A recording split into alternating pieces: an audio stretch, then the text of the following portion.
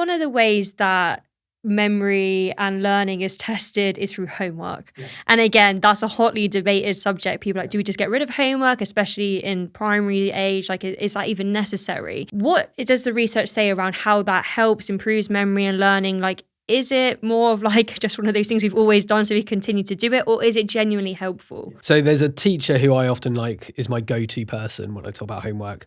Her name's Jo Castellino. She's written a book called The Homework Conundrum, which for me is like the gospel of homework. And it shows that it can have a really positive impact. It can be really valuable. One of the things I think she talks about is if you can link it to the lesson, as opposed to just seeing it as like a random isolated thing, that's going to be really beneficial. I think the type of homework matters.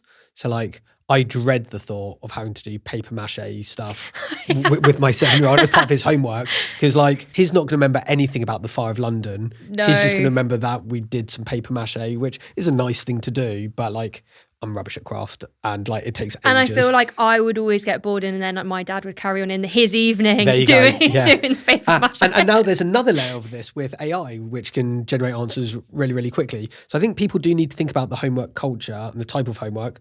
The amount of homework, the research suggests it's not as simple as more is better. There probably is a sweet spot somewhere. Who knows exactly what that sweet spot probably is.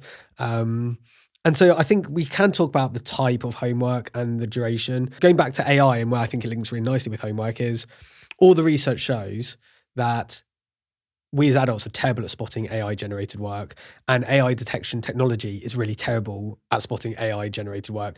I think the average is about 70% accuracy.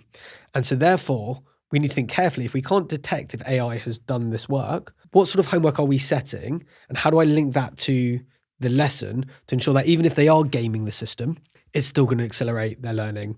I think the research shows it does have more impact in secondary than primary. But that being said, a lot of focus on primary is encouraging students to read. So maybe if that is part of the homework, that's really, really valuable. And also it does probably help create some habits that are probably quite good. So yes, overall, I think it's a good thing.